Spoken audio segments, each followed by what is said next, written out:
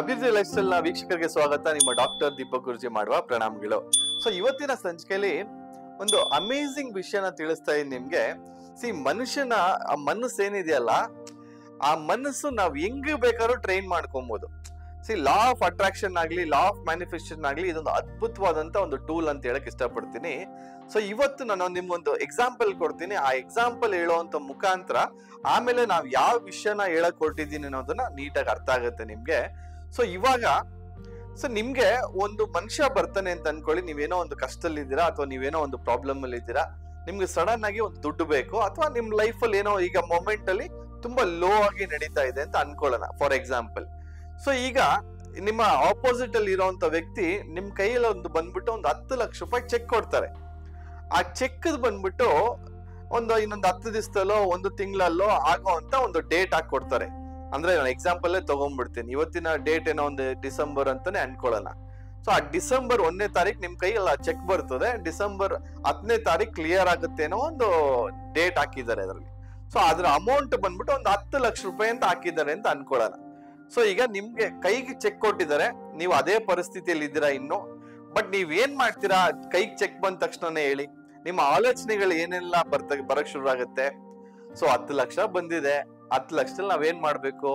ಮಗನ್ಗೊಂದ್ car, ಅಥವಾ ಅವನೇನೋ ಒಂದು ಗಾಡಿ ಕೇಳ್ತಾ ಇದ್ದ, 2 ವೀಲರ್ ಕೇಳ್ತಾ ಇದ್ದ, ಅಥವಾ ನನ್ ಚಿಕ್ಕ ಮಗ ಸೈಕಲ್ ಕೇಳ್ತಾ ಇದ್ದ, ಅಥವಾ ಹೊಸ ವರ್ಷಕ್ಕೆ ಹೊಸ ಬಟ್ಟೆಗಳನ್ನ ತಗೊಳ್ಳೋದು ಬೇಕಾಗ್ತದೆ, ಅಥವಾ ಯಾರಿಗೂ ದುಡ್ಡು ಕೊಡ್ಬೇಕಾಗಿತ್ತು, ಅವ್ರು ಕೊಟ್ಬಿಡ್ಬೋದು ನಾವು.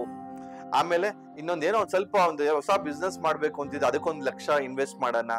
ಸೊ ಅಥವಾ ಯಾವ್ದೋ ಒಂದು ಕೋರ್ಸ್ ಕಲಿಬೇಕಿತ್ತು, ಆ ಕೋರ್ಸ್ಗೊಂದು 30,000 ಫೀಸ್ ಆಗ್ತಿತ್ತು, ಹೆಂಗೋ ದುಡ್ಡು ಬಂತು. ನೋಡಿ ಈಗ ಏನಾಗೋಯ್ತು, ಕೈ ಚೆಕ್ ಬಂದ ತಕ್ಷಣನೇ ನಿಮ್ ಮೊತ್ತಲ್ಲಿ ಆ ಎಕ್ಸ್ಪ್ರೆಷನ್ ಚೇಂಜ್ ಆಯ್ತು. ನೀವು ಆ ಲ್ಯಾಕ್ ಫೀಲಿಂಗ್ ಇಂದ ಏನಾದ್ರಿ 10 ಲಕ್ಷ ರೂಪಾಯಿವರೆಗೂ ಯೋಜನೆಗಳನ್ನ ರೆಡಿ ಮಾಡ್ತಾ ಇದ್ದೀರಾ. ಅರ್ಥ ಮಾಡ್ಕೊಳ್ಳಿ, ಈಗ್ಲೂ ನಿಮ್ಗೆ ಆ ಚೆಕ್ ಕ್ಲಿಯರ್ ಆಗಿಲ್ಲ.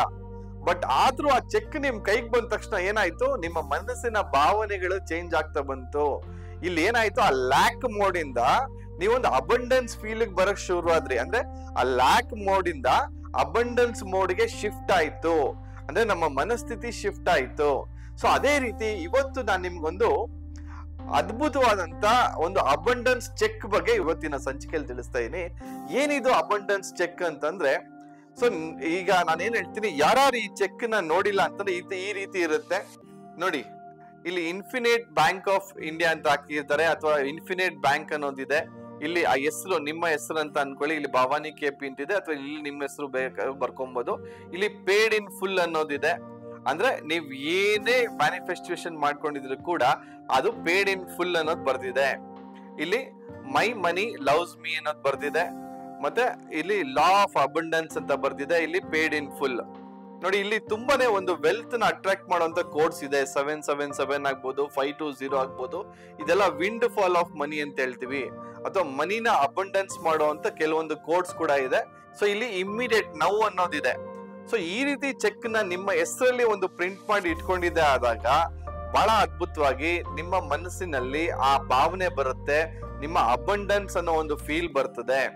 ಸೊ ಇಲ್ಲಿ ಬರೀ ಮನ್ಸಲ್ಲಿ ಅನ್ಕೊಳ್ಳೋದೇ ಅಲ್ಲ, ನಾನು ಅಬಂಡೆಂಟ್ ಅನ್ನೋದಕ್ಕೆ ಒಂದು ಪ್ರೂಫ್ ಸಿಗ್ತಾ ಇದೆ ನಿಮ್ಗೆ.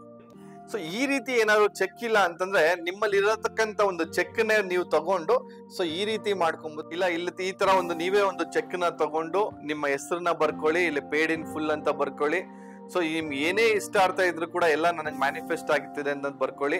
ಸೊ ಇದ್ರ ಹಿಂದೆ ಕೂಡ ನೀವು ಒಂದಷ್ಟು ಒಂದು ಕೋಡ್ಸ್ ಗಳನ್ನ ಬರ್ಕೊಬಹುದು. ಸೊ ಯಾವ ರೀತಿ ನಾನು ಮನಿನ ಮ್ಯಾನಿಫೆಸ್ಟ್ ಮಾಡ್ತಾ ಇದೀನಿ, money comes easily to me, ಅಥವಾ money I love money, money loves me.